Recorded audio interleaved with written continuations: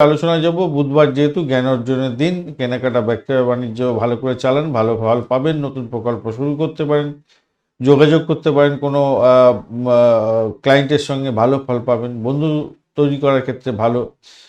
যারা communication sector, transport বিভাগ, press media সংক্রান্ত কাজের সঙ্গে যুক্ত আছেন ভালো ফল পাবেন, ওষুধ প্রস্তুতকারক সংস্থার সঙ্গে যুক্ত আছেন বা মেডিসিন সংক্রান্ত ক্ষেত্রের সঙ্গে যুক্ত আছেন, বিশেষভাবে শুভ ফল পাওয়ার সম্ভাবনা থাকবে। বাজি ধরা থেকে দূরে থাকুন, মিথ্যে কথা বলা, নিষ্ঠুরতা, অসহিষ্ণুতা এগুলো থেকে এড়িয়ে চললে ভালো ফল পাবেন।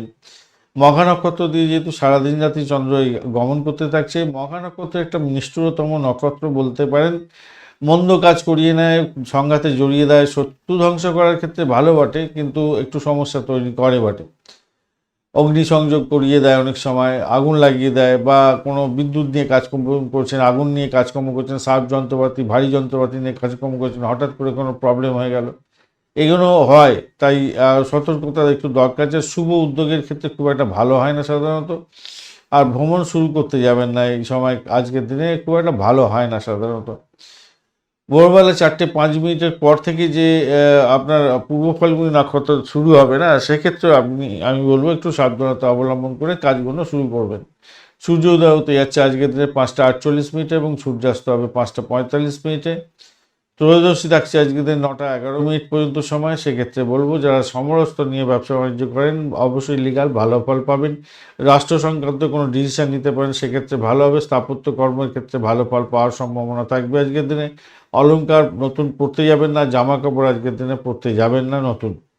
যাগযজ্ঞ এগুলো করা উচিত নয়, বাড়িতে মাথায় রেখে চলবেন আজকের দিনটায়।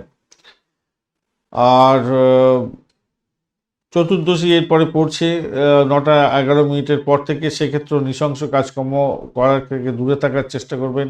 আক্রমণাত্মক কোনো কাজকর্ম করবেন না, ভালো হবে না। আর ভ্রমণ নিষিদ্ধ।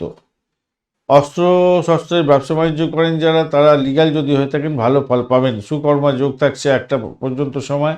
সেক্ষেত্রে মহৎ কাজের ক্ষেত্রে ভালো ফল পাবেন। আর্থিক লেনদেনের ক্ষেত্রে কিছুটা ভালো ফল পাওয়ার সম্ভাবনা থাকবে। ধৃতি যোগ এরপরে শুরু হতে যাচ্ছে 1টার পর থেকে। সেক্ষেত্রে বলবো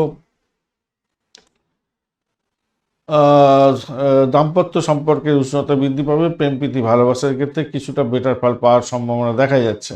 তৈতিলকরণ 9:11 পর্যন্ত চলতে থাকবে। সেক্ষেত্রে নিরাপত্তা নিয়ে যারা কাজকর্ম করছেন, সাংবিধানিক কাজের সঙ্গে যুক্ত আছেন, অত্যন্ত শুভ ফল পেতে যাচ্ছেন। গড়করণ শুরু হবে এরপর থেকে এবং রাত্রিবেলা 9:50 পর্যন্ত চলতে থাকবে। সেক্ষেত্রে বলবো যারা ইঞ্জিনিয়ারিং সেক্টরের সঙ্গে যুক্ত আছেন, যারা ক্রিয়েটিভ জগতের বন্ধু, যারা সেলস মার্কেটিংয়ের কাজকর্ম করেন, ভালো হতে যাচ্ছে।